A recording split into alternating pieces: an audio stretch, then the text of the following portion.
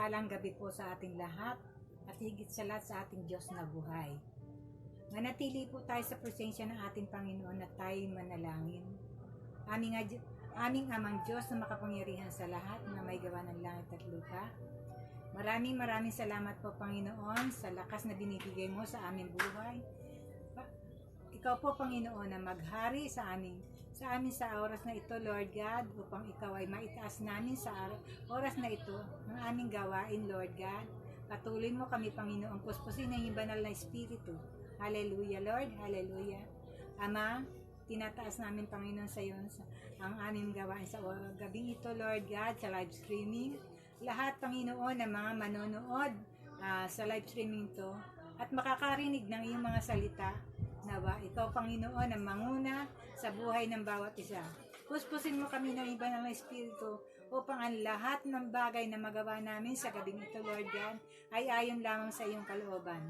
Ama, ikaw po, Panginoon, ang manguna sa mga tutugtog, aawit ng mga makalanging awitin. Patuloy mo kami, Panginoon, na bigyan ng maayos na internet na gagamitin, Panginoon, sa oras na ito. Patuloy mo kami, Panginoon, turuan na intindihin namin ang bawat salita na aming maririnig. Ikaw, Panginoon, ang magbukas sa aming puso at isipan.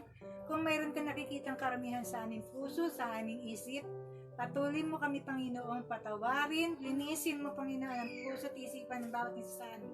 Upang kami, Panginoon, ay malugod na maging magulugod sa iyong harapan. Ama, salamat sa pagpapatawad na pinagkakaloob mo sa bawat isa.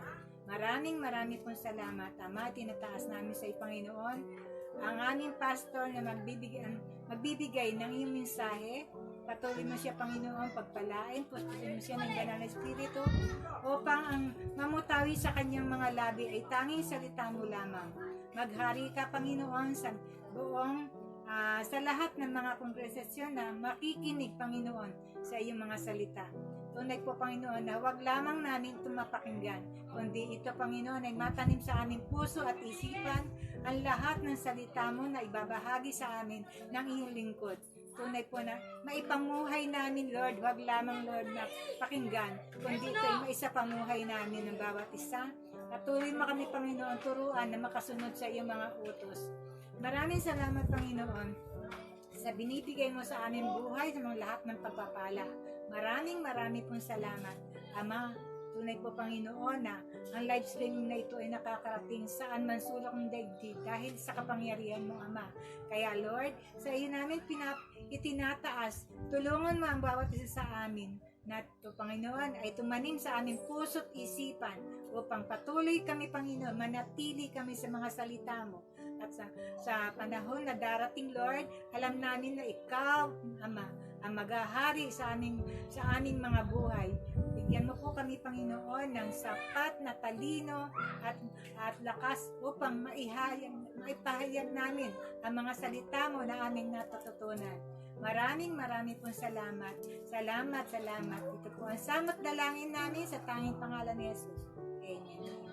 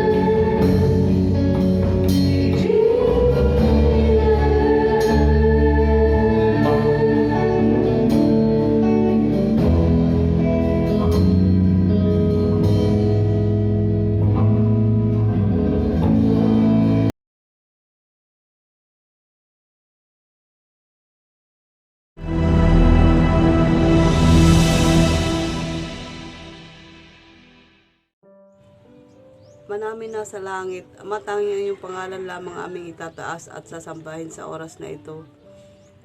Ama, salamat sa pang-araw-araw naming buhay. Nandyan ka, Ama, upang punuin ang aming mga pangangailangan. Salamat sa lakas na pinararanas mo sa amin at sa pag-iingat mo sa bawat isa sa amin. Ama, narito ang iyong mga kaloob sa inyong harapan.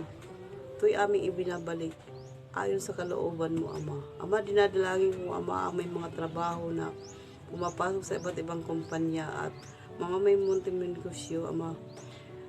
Bigyan mo sila, Ama, ng mapagpapala ng ayon sa inyong kalooban, ng sigsigliglig at umaapaw. Ama, dinadalangin ko po, Ama, ang mahahawak ng mga salaping ito. Bigyan mo sila, Ama, ng karunungan at katalinuhan upang mapanghawakan nila ng maayos ang mga kaloob na ito at magamit lamang sa ikalalawak ng inyong ministeryo. Salamat, Ama, at pinupuri ka naman at nasasalamatan sa pangalan ni Jesus. Amen.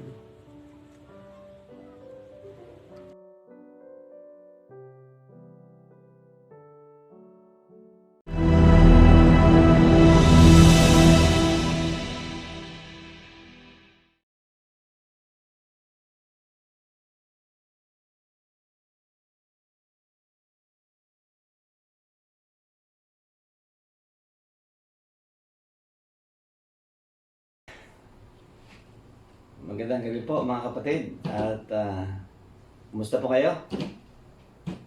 Salamat po muli na kayo po ay nariyan. Salamat sa ating Diyos na hindi po nagsasawang tayo ay gamitin para ang kanyang mga salita ay maihayag sa ikatututo natin, sa ikabubuti po nating lahat at sa ikapagpapala natin sapagkat ang pagsunod sa salita ng Diyos ang siyang ng pagpapala. Wala na pong iba. Ang pagsunod sa salita ng Diyos ay ang pagiging buhay na matagumpay. Kung gusto natin ang buhay natin ay maging matagumpay, isa lang ang bagay ang gagawin natin. Sumunod tayo sa salita ng Diyos. Tiyak, tayo po ay magtatagumpay sa buhay na ito. So muli, welcome po kayo. Salamat sa inyong pakikinig at panonood. At muli ang aking dalangin ng bawat isa sa atin ay mag-participate. Itatag niyo po yung inyong mga kaibigan, mga kaklase, katrabaho, kapitbahay, kababata, para sila ay makapakinig ng salita ng Diyos. Dahil kapag sila ay nakapakinig ng salita ng Diyos at ito'y kanilang tinanggap, kayo po ang mabibigyan ng Panginoon ng reward sapagkat may reward ang mga taong tagapag-akay ng mga tao sa paanan o sa kaharian ng ating Diyos. So, welcome po ulit kayo at salamat at tayo po ay magsisimula na sa ating pong pag-aaral sa sandaling ito. So, ang ating pong papag-aralan ay patungkol po sa panalangin. At ang topic po natin ay pinamagatang Some Reasons for Unanswered Prayer. Ulitin ko po, Some Reasons for Unanswered Prayer. Yung mga panalangin natin ay napakahalaga sapagkat ito yung ating communication with the Lord. At ang ating panalangin ay kailangan sapagkat ang mga taong nananalangin, sila po yung mga taong asin sa mundong ito. Sila yung mga taong nagpipreserve sa mundong ito. At katulad ng madalas kong sinasabi, ang mga nananalangin, sila po yung bayani. Bayani sa kanyang bayan. Bayani sa simbahan na kanyang kinaroroonan. Sapagkat ang panalangin ay pangunahin sa ating relationship kay Lord. Kasi ito po yung ating communication with God. So, katulad ng ating Panginoong Hesukristo, makikita natin kung sino ang mahalaga sa kanyang pagising. At makita natin kung sino ba ang mahalaga sa atin sa ating pagising. Yung unang pagising natin sa umaga ay ano po ang ating ginagawa. At kung ano man po ang ating ginagawa, ayun po ang pinaka-importante sa atin. So, importante po ba sa atin ang manalangin? So, sa ating Panginoong Jesucristo, yun po ang pinakamahalaga sa Kanya. Pagising niya sa umaga, madaling araw pa lang, siya ay nakipag-usap na sa ating Ama na nasa langit. At ang mga bagay na ito ay nagpapahayag at nagpapakita na ang relasyon niya sa kanyang Ama ay pangunahin sa kanya. So, ang sabi nga sa English ay first thing first. Ano po? Seek you first the kingdom of God. Of course, sa kingdom ni Lord ay nandoon yung king. So, first things first. So, kung sino ang ano ang ginagawa mo sa pagising mo sa umaga, yun ang importante, ang mahalaga sa iyo. At yun, ang buhay ng ating Panginoong Jesucristo nung siya ay nasa lupa, pagising niya sa umaga, siya kaagad ay nakipag-usap sa ating Ama. Madaling araw pa lamang, tulog pa ang kanyang mga alagad. Subalit siya ay pumunta na sa isang lugar na matahimik, lugar na mapayapa, at doon siya nakipag-usap sa ating Ama. At ito, ang buhay ng Panginoon nung siya ay nasa lupa. So, ang panalangin, ito yung ating earthly license for heavenly interference. Hindi makakakilos ang Diyos sa buhay po natin, sa pamilya po natin, sa church at sa ating bansa o sa mundong ito kung hindi tayo nananalangin.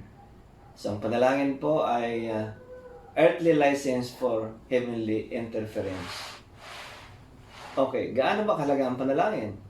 So, ang panalangin ay lifestyle at buhay na ng mga mananampalataya. At ito ang pangunahin sa isang relationship, ang pakikipag-usap o pananalangin. Okay? So, titingnan po natin yung mga factor kung bakit may mga panalangin tayong hindi dinidinig ng Panginoon, yung hindi tinutugon. Bakit nga ba may mga panalangin hindi natutugon? O parang, hindi ba kayo nagtatanong, bakit Lord, ang tagal ko nang nananalangin, bakit hindi po ninyo tinutugon?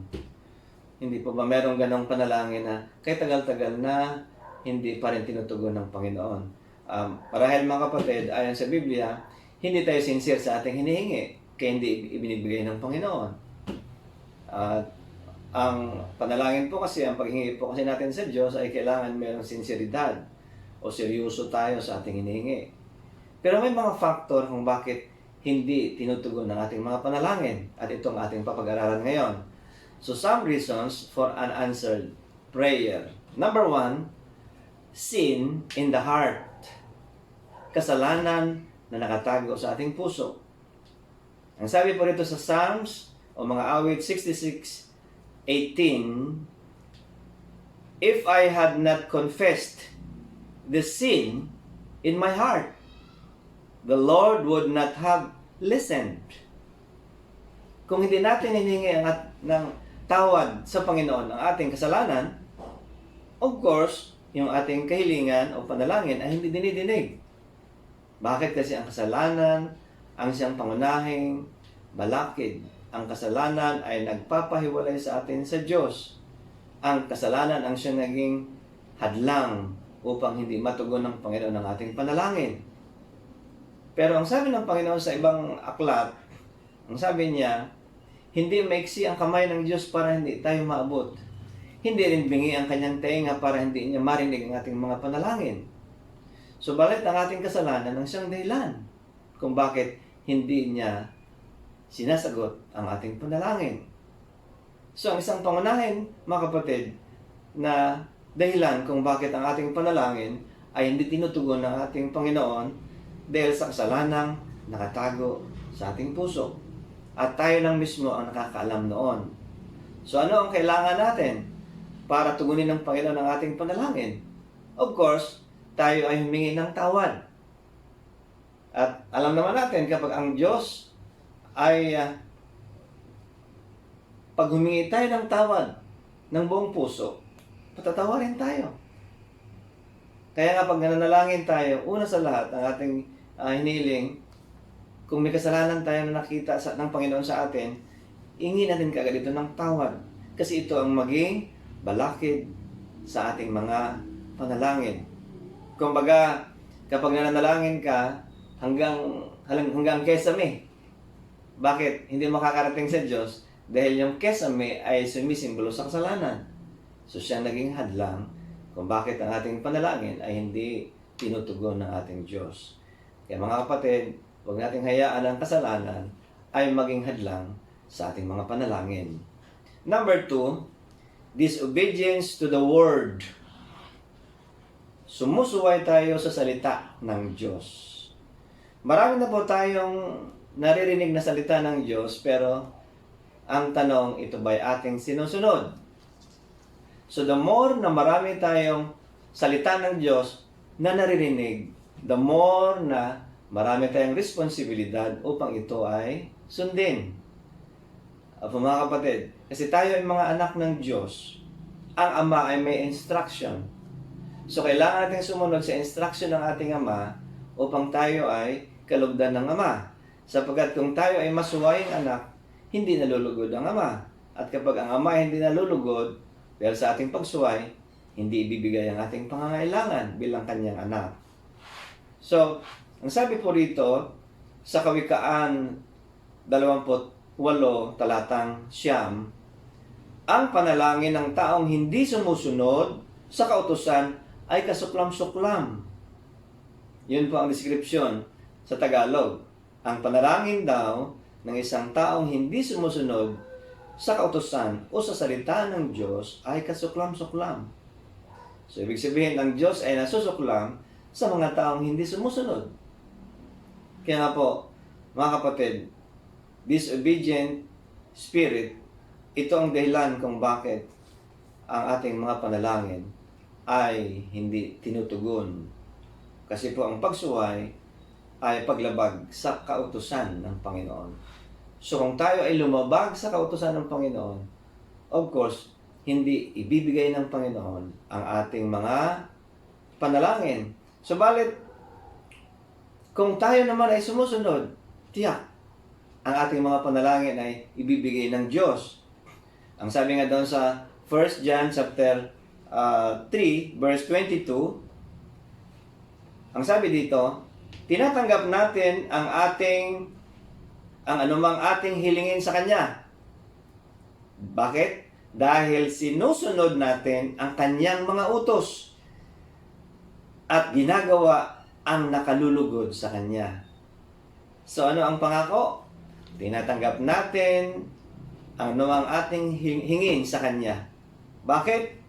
Dahil sa sinusunod natin ang Kanyang mga utos o salita at ginagawa ang nakalulugod sa Kanya. So ano ba ang pangunahing utos ng ating Panginoon? Ayon po sa verse 23, na tayo ay manampalataya kay Kristo Jesus at magmahalan tayo kagaya ng inuutos ni Kristo Jesus. Tayo ay magmahalan sa isa't isa. So love one another, ang sabi ng Panginoon. So mga kapatid, ito ang pangunahing utos. Love the Lord your God and love your neighbor as love yourself. At ang utos ng mga disipulo ng Panginoon para sa kanyang mga disciple, anong sabi? Love one another as I have loved you. So ito po ang pangunahing utos na dapat nating sundin. Pangatlong balakid sa panalangin. Number 3, vain repetitions. Sa Matthew chapter 6 verse 7, ang sabi dito sa NLT, when you pray, don't babble on and on as people of other religions do. They think their prayers are answered merely by repeating their words again and again. So, ang sabi dito, kapag tayo nanalangin, huwag pa ulit-ulit. Dapat, isa lang ating sasabihin. At alam niyo ba yung ating naririnig na mga panalangin dyan sa mga simbahan? Ganito ang kanilang Panginoong Maria, papuno ka ng grasya ang Panginoong Diyos sumasa iyo. Bukod kang pinagpala sa mga bayan lahat pinagpala ang inyong anak na si Jesus. Panginoong Maria, paulit-ulit ng paulit-ulit. Pero totoo sa mga kapatid, hindi yan panalangin. So, kapag tayo ay nagsalita, nanalangin, nakipag-usap sa Diyos, huwag nang paulit-ulit. Kasi ang akala kasi natin, kapag ating inuulit-ulit ang ating sinasabi, dinidinig ng Diyos. Ayaw ng Panginoon na tayo mananalangin at paulit-ulit. Kasi kung tutusin mga kapatid, bago pa tayo manalangin sa Diyos, alam na niya kung ano ang ating hihingin sa Kanya. Alam na niya kung ano ang ating kailangan. Kaya huwag pong paulit-ulit.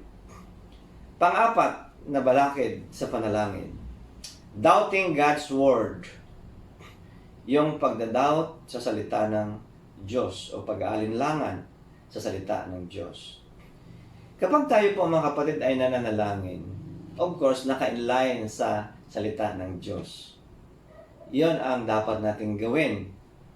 At kapag tayo nanalangin, manalig tayo na kung ano man ang ating hingin ay kanyang ibibigay. Sapagkat ito ang itinuturo ng ating Panginoon, na wika ng ating Panginoon, ayon sa Matthew 21:22, ang sabi ng Panginoon, kung tayo ay humiling sa panalangin na may pananampalataya, ibibigay niya ang ating kahilingan. Bakit? Kasi tayo ay naniniwala na naman ang ating hinihiling sa Diyos, ibibigay niya. Lalo na kapag nanalangin tayo ayon sa kanyang salita. Paano bang manalangin ayon sa salita ng Diyos? Ang sabi ng Biblia, ito, humingi kayo at kayo'y bibigyan. Ayan. Sa Matthew chapter 7, anong sabi? Humingi kayo at kayo'y bibigyan. Ano ang ating sasabihin? Panginoon, hinihingi ko po ang mga bagay nito sapagkat sinabi ninyo sa inyong salita, humingi ako at ang inyong pangako, bibigyan niyo po ako kung ano pong aking hiniling. So tayo ay nananalangin in accordance sa salita ng Diyos. At hindi tayo nag-aalinlangan. Bakit? Kasi anuman ang sinasabi ng salita ng Panginoon, gagawin niya. Hindi katulad ng tao na hindi niya kayang gawin ang kanyang sinasabi. Ang Diyos, anuman ang kanyang sinasabi, 100% gagawin niya. Kaya hindi dapat tayo nagda-doubt o nag-aalinlangan. Ang sabi po dito sa James o Santiago chapter 1 verse 6 to 8, ang sabi dito, subalit, ang humihingi ay dapat magtiwala. Ayan mga kapatid ha. Ang humihingi ay dapat magtiwala sa Diyos. At huwag mag-aalinlangan. Sapagkat ang nag-aalinlangan ay parang alon sa dagat na itinataboy ng hangin at kahit saan. Huwag umasang tatanggap ng anumang mula sa Panginoon ang taong pabago-bago ng isip at di alam kung ano talaga ang nais niya. So ano ang dapat natin gawin? Huwag mag-alinlangan. Salip, magtiwala sa Diyos at sa kanyang mga salita. Huwag pabago-bago ng isip. Dapat ang isip natin stable. Kung ano ang sinabi ng Panginoon, yan ang ating pagtiwalaan. Kaya, sinasabi dito, ang isang tao lang nag-aalinlangan ay parang alon sa dagat na sinisiklot-siklot. Ano po? Walang stability. Hindi po siya stable sa kanyang isip at sa kanyang paghingi. Hindi po siya talagang 100% na nagtatras. Ang sabi ng Biblia, ang sino mang nagtitiwala sa Panginoon ay hindi mapapaya. Mga kapatid, magtiwala tayo sa Diyos, hindi tayo mapapahiya. Kapag sinabi ng Diyos, gagawin niya. Panglima, asking amiss. Humingi tayo na mali ang motibo. Humingi tayo sa Diyos na maling paraan. Ano ang sabi sa James chapter 4 verse 3?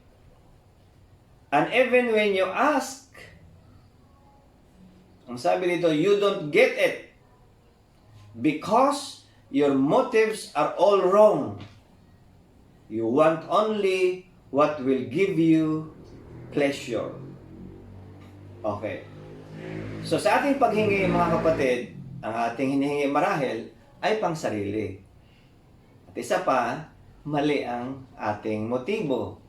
So ang tanong, paano bang manalangin ng tama ang motibo?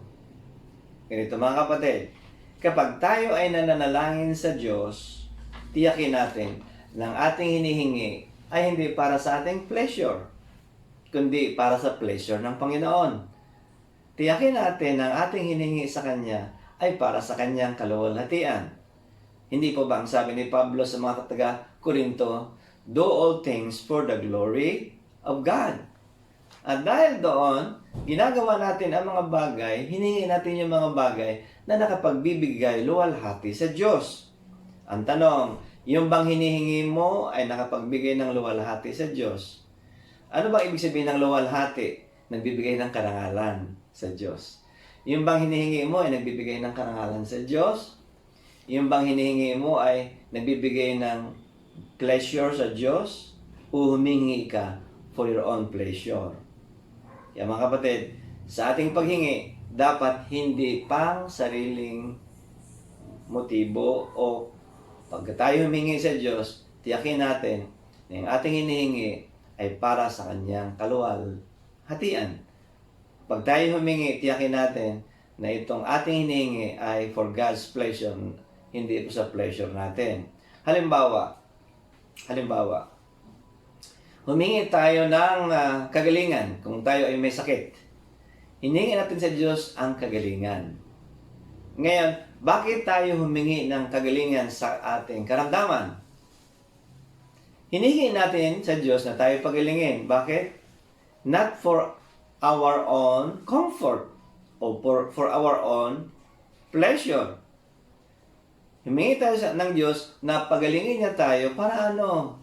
Para ng ating katawang ito ay magamit niya para sa kanyang ministry, para sa kanyang kaluwalhatian, para sa kanyang karangalan, para sa ikapupuri ng Diyos.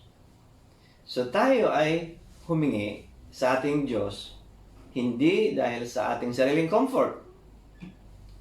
At kailangan ng Diyos ang ating katawan. Sabihin natin kay Lord, ang ganito, Lord, kailangan po ninyo ang aking katawan, sapagkat ang katawang ito ay naging bihikulo ng iyong ebanghelyo. Ang katawang ito ay naging channel ng iyong pagpapala sa iba. Ang dahil sa katawang ito, ginagamit niyo po ako para ang inyong mga salita ay ma-deliver sa nangangailangan. Para ang katawang ito ay inyong magamit para ma-deliver ang tulong sa mga nangangailangan ng tulong. Kaya, Panginoon, gusto ko pong gumaling. Not for my own comfort, but for your glory. Kasi po, Panginoon, kailangan po ninyo ang katawang ito. Kaya, sa inyong pangalan, alang-alang, for your name's sake, Lord, I want to be healed. Yan mga kapatid. For God's sake. For His name's sake. Bakit? Kasi kapag sira ang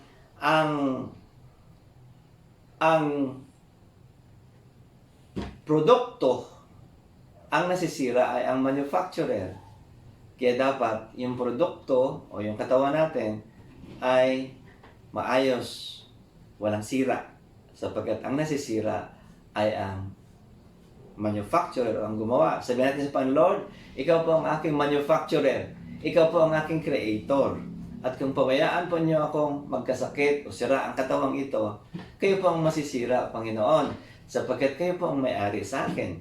Hindi pa ba sa isang produkto ang iniiwasan ng manufacturer yung mapulaan, masira ang manufacturer dahil sa produkto niyang sira. Kaya mga kapatid, kung tayo ay humingi sa Panginoon, sabihin natin kay Lord, Lord, pagalingin niyo po ako not for my own pleasure, not for my own comfort, but for your glory and for your glory alone. Ayan. Kasi kailangan ng Diyos ang ating katawan. Pero paano kung yung katawan mo hindi mo pinagamit sa Diyos? Hindi ba? So kung ang katawan mo ay ginagamit mo para sa sarili mo, ay hindi nalulugod ng Diyos dyan dahil hindi mo pinagamit sa Kanya. Pero kung ang katawang ito ay pinagagamit mo sa Diyos, ay malakas ang loob mo na, Lord, ibig ko pong gumaling sapagkat ang katawang ito, kailangan po ninyo na maging channel of your blessing. Yan po, mga kapatid, ang tamang paghingi o panalangin sa ating Diyos. Kaya, tayo nanalangin, hindi sa pangsariling motibo, hindi sa pangsariling pleasure, but nalangin tayo for the glory of God and for the pleasure of our God. And kaya mga kapatid, kaya Itong limang ito ay tingnan po natin sa ating sarili. Meron ba tayo nito? Kung meron tayo nito, iayos na rin kaagad. Para na yung ating panalangin ay walang magiging hadlang. So ano itong limang ito? Ulitin ko. Some reason for unanswered prayer. Number 1, sin in the heart o kasalanan sa puso. Disobedience to the word o pagsuway sa salita ng Diyos. Number 3, vain repetitions o paulit-ulit na pananalangin o pagsasalita. Number 4, doubting God's word. Hindi ka nagtitiwala sa salita ng Diyos, nagda-doubt ka, kaya hindi tinutugon ang panalangin mo. Number 5, asking amiss. Humingi tayo sa maling paraan, sa maling motibo. Kaya, pag hingi natin sa Diyos, tiyakin natin na hinihingi natin yung isang bagay for the glory of His name, for His pleasure.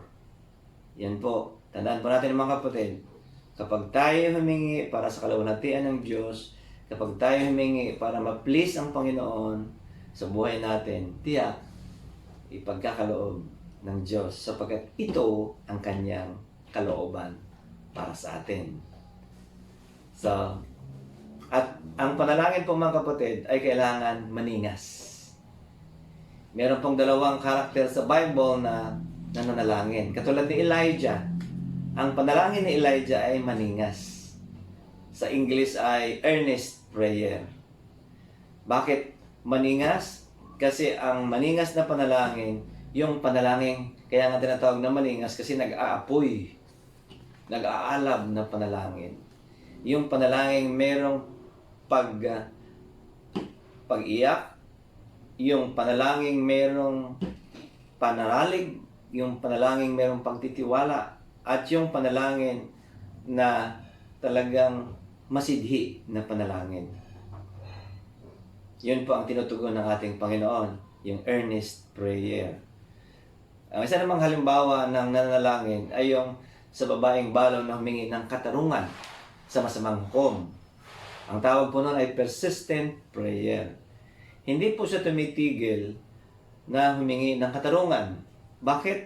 Mga kapatid, sa panalangin, kailangan alamin natin yung rights natin.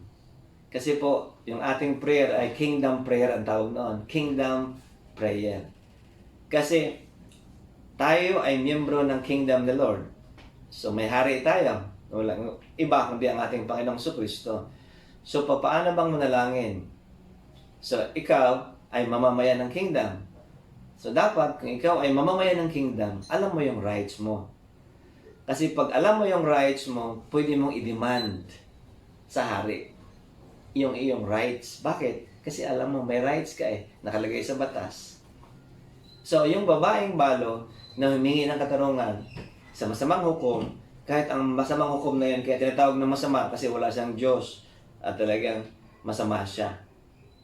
Pero, ibinigay ng masamang hukom ang hinihingi ng balo. Bakit? Una, hindi siya tumitigil sa paghingi. So, ang tawag nun ay persistent. Pangalawa, kaya naman siya hindi tumitigil kasi alam niya yung rights niya bilang isang tao. O kaya, baliktarin natin.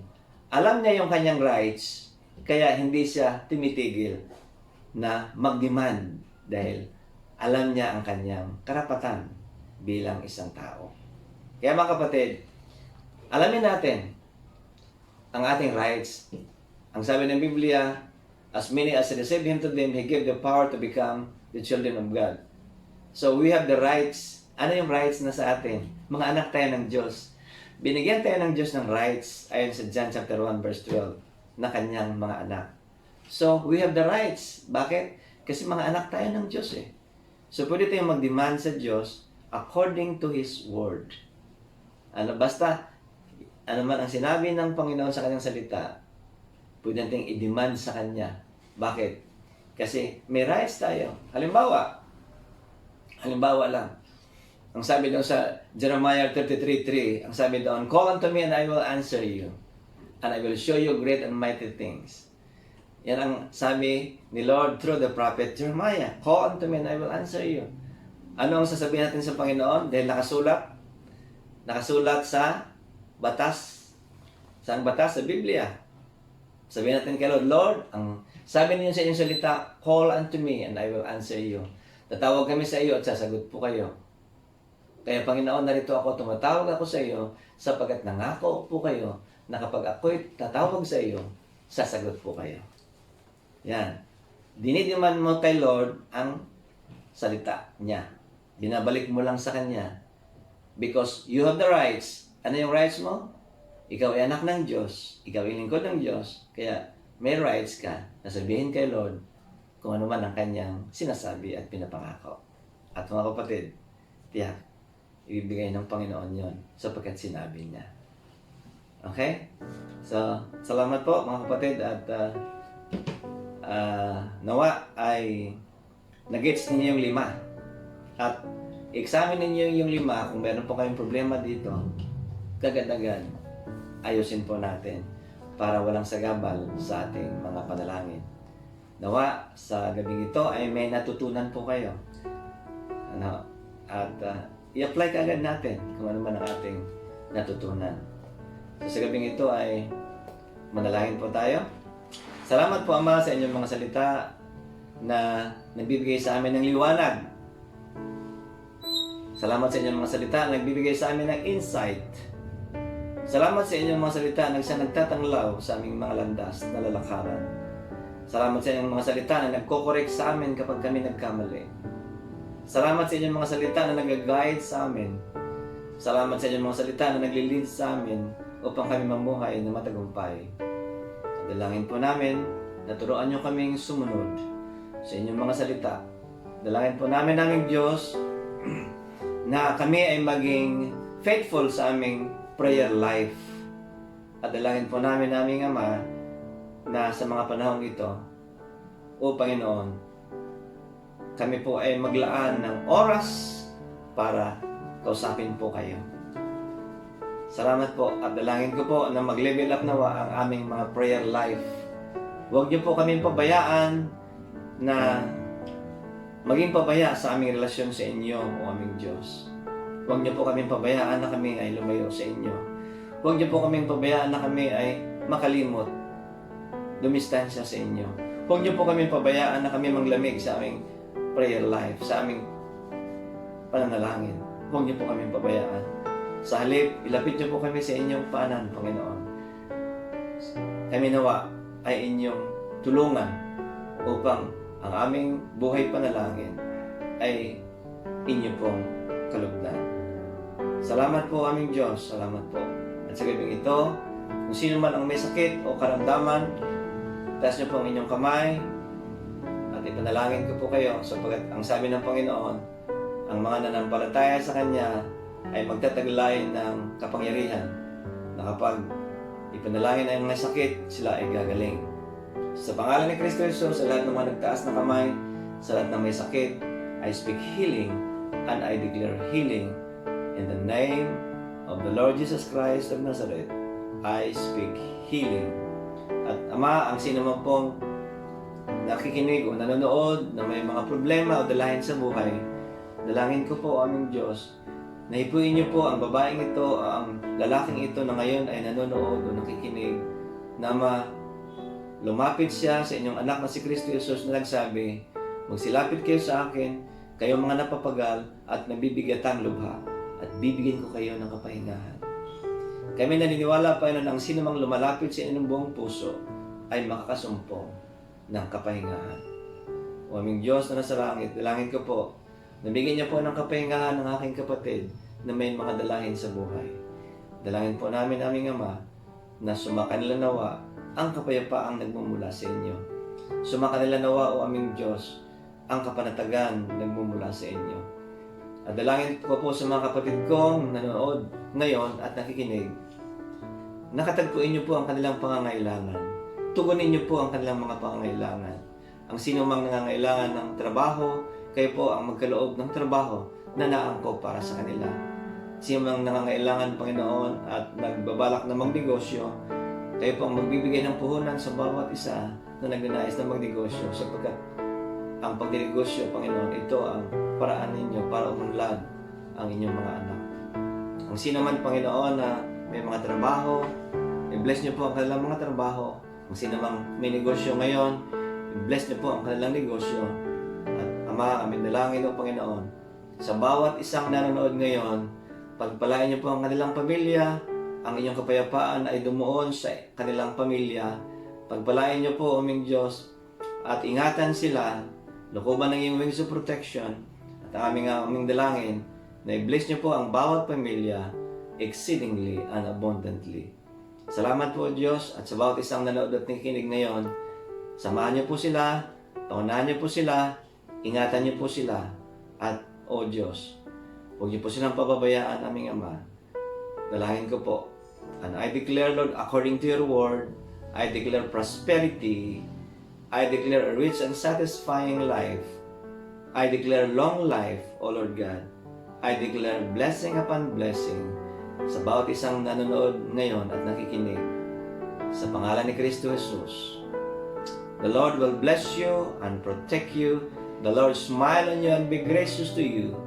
The Lord show you His favor and give you His peace. In the name of our Lord and Savior, Jesus Christ, ang lahat ay magsabing, Amen at Amen. So muli mga kapatid, marami pong salamat sa inyong panonood, sa inyong pakikinig, at sa inyong pag-invite, sa inyong pag-participate. Salamat. Salamat. Shalom.